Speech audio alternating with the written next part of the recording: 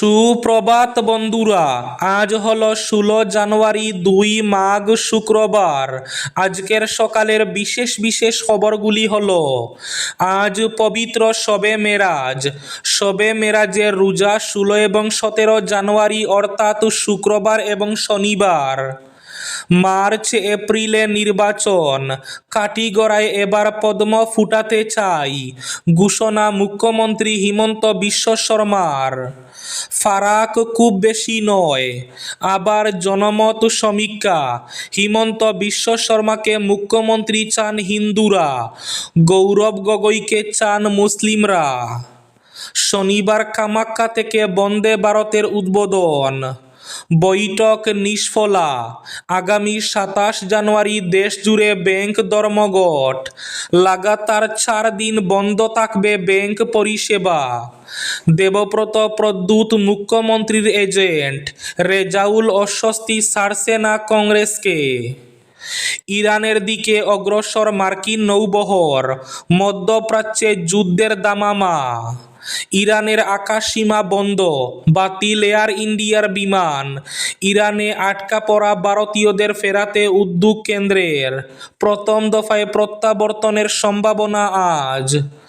26 জানুয়ারি পর্যন্ত হচ্ছে না দামসরার উচ্ছেদ, অসহায়দের আর্থিক সাহায্য বিধায়ক সুজামুদ্দিন লস্করের। দক্ষিণ করিমগঞ্জে অগপ প্রার্থী দাইয়ান্না সিদ্দেক, জল্পনা তুঙ্গে। সরকারের সঙ্গে আতাত কমিশনের, গণনার আগেই কমিশনের বিরুদ্ধে তোপ উদ্ভবের। অসমের ভূমিপুত্রকে টিকিট, হিমন্ত বয়ানে 3 কেন্দ্রে হতাশার ছায়া বিক্ষুব্ধ শিবিরে। কাটিগড়ায় কমলাক্ষ উদারবন্দে রাজদীপ দলাইয়ে নিহার, মুখ্যমন্ত্রী ভাষ্যে এমন ইঙ্গিতই দেখছেন রাজনৈতিক মহল। স্বামীর উপার্জনের 25% মহিলাদের অধিকার, ঘোষণা হাইকোর্টের। অসমকে আরও 6100 কোটি টাকা ঋণ দিচ্ছে বিশ্ব ব্যাংক, এবং থাকবে আজকের বরাক উপত্যকার 3 জেলার আবহাওয়ার খবর।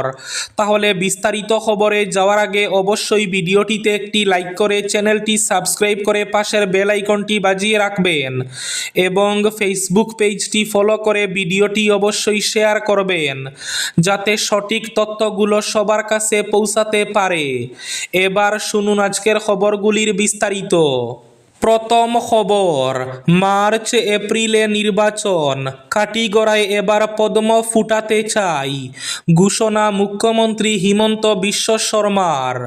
ফারাক খুব কম, জনমত সমীক্ষা, হিমন্ত বিশ্ব শর্মাকে মুখ্যমন্ত্রী চান হিন্দুরা, গৌরব গগৈকে পছন্দ মুসলিমের। ভোটের আগে আরও একটি জনমত সমীক্ষায় বিজেপির জন্য এলো স্বস্তির খবর। ভোট বাইব নামের একটি সংস্থার প্রাক নির্বাচনী সমীক্ষায় দেখা গেছে, মুখ্যমন্ত্রী হিসাবে হিমন্ত বিশ্ব শর্মাকে আরও একবার চাইছেন হিন্দু সম্প্রদায়ের 64.75% মানুষ। অন্যদিকে কংগ্রেসের গৌরব গগৈকে চাইছেন 25% হিন্দু। তবে গৌরব গগৈকে মুখ্যমন্ত্রী পদে দেখতে চান মুসলিম সম্প্রদায়ের 79% মানুষ। বিভিন্ন জনগোষ্ঠী ও অন্য সম্প্রদায়ের মধ্যে হিমন্ত বিশ্বর জনপ্রিয়তা যেমন অন্যদের তুলনায় বেশি, তেমনি তার নেতৃত্বাধীন সরকারের কাজকর্মে সন্তুষ্ট 98% মানুষ। জনমত সমীক্ষায় একটি বিষয় স্পষ্ট উঠে এসেছে, তা হল সংখ্যালঘু সম্প্রদায়ের মধ্যে কংগ্রেস নেতৃত্বাধীন ইন্ডি জোটের প্রতি ভরসা। অন্যদিকে তফসিলি জাতি উপজাতি থেকে শুরু করে সাধারণ বর্ণের হিন্দুদের মধ্যে বিজেপি নেতৃত্বাধীন এনডিএর পক্ষে রয়েছে আস্থা। তবে উল্লেখযোগ্য বিষয় হল, এনডিএ এবং ইন্ডি জোটের মধ্যে শতাংশের হিসাবে ফারাক খুব বেশি নয়। বিরোধী জোটের পক্ষে মতামত পড়েছে 30.9%, শাসক জোটের পক্ষে 33.4%। আজ পবিত্র শবে মেরাজ। শবে মেরাজের রোজা 16 এবং 17 জানুয়ারি অর্থাৎ শুক্রবার এবং শনিবার। আজ শুক্রবার দিবাগত রাত পবিত্র শবে মেরাজ। হিজরি সনের রজব মাসের 26 তারিখ রাতে আল্লাহর প্রিয় হাবিব নবী ও রাসূল হযরত মুহাম্মদ সাল্লাল্লাহু আলাইহি ওয়াসাল্লাম আল্লাহ রব্বুল আলামিনের দিদার লাভ করেছিলেন। মহান আল্লাহর মেহমান হিসাবে আরশে আজিমে গিয়ে উম্মতে মুহাম্মদের জন্য 5 ওয়াক্ত নামাজের বিধান নিয়ে তিনি দুনিয়াতে ফিরে এসেছিলেন। সার্বভৌম ক্ষমতার মালিক আল্লাহর হুকুমে বরকতময় এই রাতে মেরজা বা উর্দাকাশ ভ্রমণের বিশেষ মর্যাদা লাভ করেছিলেন তিনি। এ কারণেই উম্মতে মুহাম্মদের কাছে এ রাতটি অত্যন্ত মহিমান্বিত। বৈঠক নিষ্ফলা। 27 জানুয়ারি দেশ জুড়ে ব্যাংক ধর্মঘট। লাগাতার 4 দিন বন্ধ থাকবে ব্যাংক। বৈঠকেও মিলল না রফা সূত্র। 27 জানুয়ারি দেশ জুড়ে ব্যাংক ধর্মঘটের ডাক ইউনাইটেড ফোরাম অফ ব্যাংক ইউনিয়নসের। আর এর ফলে গোটা দেশে টানা 4 দিন বন্ধ থাকবে ব্যাংক পরিষেবা। কারণ 24 তারিখ মাসের শেষ শনিবার বলে এমনিতেই বন্ধ থাকবে ব্যাংক পরিষেবা। 25 তারিখ রবিবার এবং 26 সাধারণতন্ত্র দিবস হওয়ায় দেশ জুড়ে ছুটি। আর তার সঙ্গে 27 জানুয়ারি ধর্মঘট হলে টানা 4 দিন ব্যাংক পরিষেবা পাবেন না গ্রাহকরা। অসমের ভূমিপুত্রকে টিকিট। হিমন্ত বয়ানে 3 কেন্দ্রে হতাশার ছায়া বিক্ষুব্ধ শিবিরে।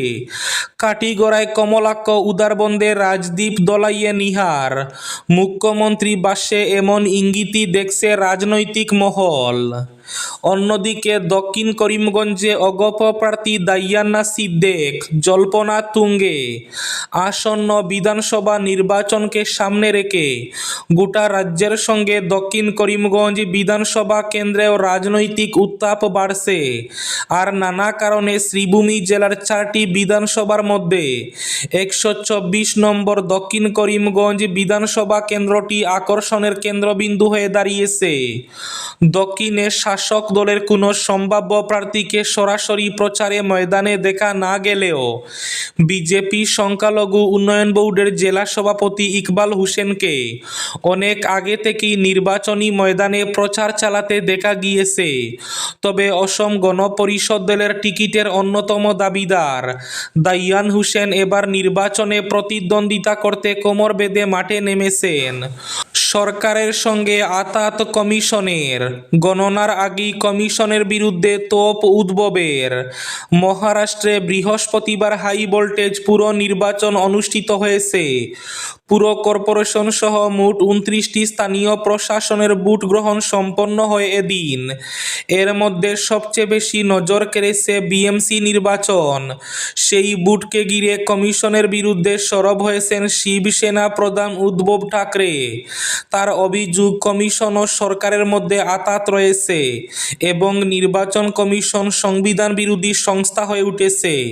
প্রাক্তন মুখ্যমন্ত্রী অভিযোগ করেছেন পুরো নির্বাচনে অনিয়ম হচ্ছে। এটি গণতন্ত্রকে হত্যা করার প্রচেষ্টা। তিনি রাজ্য নির্বাচন কমিশনার দীনেশ ওয়াঘমারেকে বরখাস্ত করার দাবি তুলেছেন। দেবব্রত প্রদ্যুৎ মুখ্যমন্ত্রীর এজেন্ট। রেজাউল অস্বস্তি ছাড়ছে না কংগ্রেসকে। দলে কটু সমালোচনার মুখে পড়ে মাত্র 3 দিনেই কংগ্রেস ছেড়েছেন তিনি। তবুও রেজাউল কাটা উপড়ে ফেলতে পারল না কংগ্রেস। কারণ স্বেচ্ছায় কংগ্রেস থেকে ইস্তফা দিয়ে সংখ্যালঘু আবেগে খোঁচা দেওয়ার চেষ্টা করছেন তিনি। তাছাড়া কংগ্রেসের যে 2 নেতা তার শিবসাগরকে দুবরি বানানোর মন্তব্যের বিরোধিতা করেছেন, সেই দেবব্রত শইকিয়া এবং প্রদ্যুৎ বরদলৈকে মুখ্যমন্ত্রীর এজেন্ট সাজিয়েছেন রেজাউল।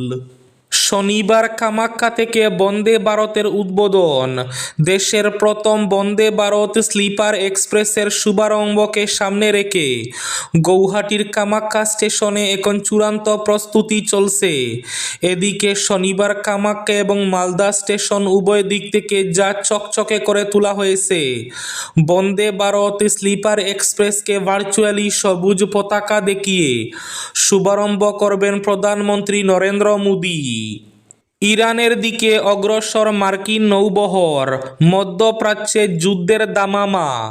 দক্ষিণ চীন সাগর থেকে মধ্যপ্রাচ্যের উদ্দেশ্যে রওনা দিয়েছে মার্কিন যুক্তরাষ্ট্রের বিশাল নৌবহর। সূত্রের খবর অনুযায়ী অন্তত ৭,৫০০ সেনা সমৃদ্ধ ক্যারিয়ার স্ট্রাইক গ্রুপ ইতিমধ্যে যাত্রা শুরু করেছে। ইরান সংলগ্ন এলাকায় পৌঁছাতে সময় লাগবে প্রায় এক সপ্তাহ। এদিকে ইরানে বিমান হামলার আশঙ্কায় আকাশসীমা বন্ধ করে দিয়েছে আয়াতুল্লাহ খামেনি প্রশাসন। এদিকে ইরানে আটকা পড়া ভারতীয়দের ফেরাতে উদ্যোগ কেন্দ্রের। প্রথম দফায় প্রত্যাবর্তনের সম্ভাবনা আজ। ইরানের আকাশসীমা বন্ধ, বাতিল এয়ার ইন্ডিয়ার বিমান। সরকার বিরোধী বিক্ষোভে উত্তাল ইরান। পরিস্থিতি এতটাই জটিল হয়ে উঠেছে যে মার্কিন প্রেসিডেন্ট ডোনাল্ড ট্রাম্প সামরিক অভিযানের ইঙ্গিত দিয়েছেন। এই অস্থিরতার মধ্যেই ইরানে আটকে থাকা প্রবাসী ভারতীয়দের নিয়ে উদ্বেগে নয়াদিল্লি। সরকারি সূত্রে খবর, শুক্রবার সকালেই তাদের একটি দলকে বিমানে করে দেশে ফিরিয়ে আনা হতে পারে। এদিকে ইরানে ক্রমবর্ধমান উত্তেজনার মধ্যে মার্কিন হামলার আশঙ্কায় আকাশসীমা বন্ধ করে দিল তেহরান। এর ফলে এয়ার ইন্ডিয়া ইরান ও তার আশেপাশের উড়ান পথ পরিবর্তনের সিদ্ধান্ত নিয়েছে। বহু উড়ান বাতিল হওয়ায় বিপাকে পড়েছেন যাত্রীরা। ২৬ জানুয়ারি পর্যন্ত হচ্ছে না দামসরার উচ্ছেদ। অসহায়দের আর্থিক সাহায্য বিধায়ক সুজামুদ্দিন লস্করের। দক্ষিণ হাইলাকান্দির অসম মিজোরাম সীমান্তবর্তী বন বিভাগের গারমুরা ফরেস্ট রেঞ্জের অধীন দামসরা গ্রামে ইনার লাইন সংরক্ষিত বনাঞ্চলে বন বিভাগের চলতি উচ্ছেদ অভিযান। এবার পূর্ব নির্ধারিত সূচি অনুসারে ১৭ জানুয়ারি হচ্ছে না। আদালতে এ সংক্রান্ত দায়ের করা মামলার আইনক জটিলতায় প্রস্তাবিত উচ্ছেদ অভিযান বন বিভাগের তরফে আগামী ২৬ জানুয়ারি পর্যন্ত স্থগিত রাখা হয়েছে। আজকের বরাক উপত্যকার ৩ জেলার আবহাওয়ার খবর। আজ বরাক উপত্যকার ৩ জেলার আকাশ একটু মেঘলা থাকার পূর্বাভাস। শিলচর কাছাড়ে আজ সর্বোচ্চ তাপমাত্রা থাকবে ২৪ ডিগ্রি সেলসিয়াস এবং সর্বনিম্ন তাপমাত্রা থাকবে ১৩ ডিগ্রি সেলসিয়াস। শ্রীভূমি তথা করিমগঞ্জ জেলায় আজ সর্বোচ্চ তাপমাত্রা থাকবে ২৪ ডিগ্রি সেলসিয়াস এবং সর্বনিম্ন তাপমাত্রা থাকবে ১২ ডিগ্রি সেলসিয়াস। হাইলাকান্দি জেলায় আজ সর্বোচ্চ তাপমাত্রা থাকবে ২৪ ডিগ্রি সেলসিয়াস এবং সর্বনিম্ন তাপমাত্রা থাকবে ১৩ ডিগ্রি সেলসিয়াস। এবার শেষ খবরটি। স্বামীর উপার্জনের ২৫% মহিলাদের অধিকার।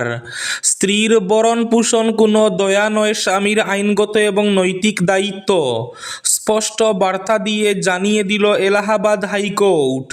ভরণ পোষণ সংক্রান্ত একটি মামলার শুনানিতে আদালতের পর্যবেক্ষণ, স্বামীর মোট আয়ের সর্বোচ্চ ২৫% পর্যন্ত স্ত্রীর ভরণ পোষণের অঙ্ক নির্ধারণ করা যেতে পারে।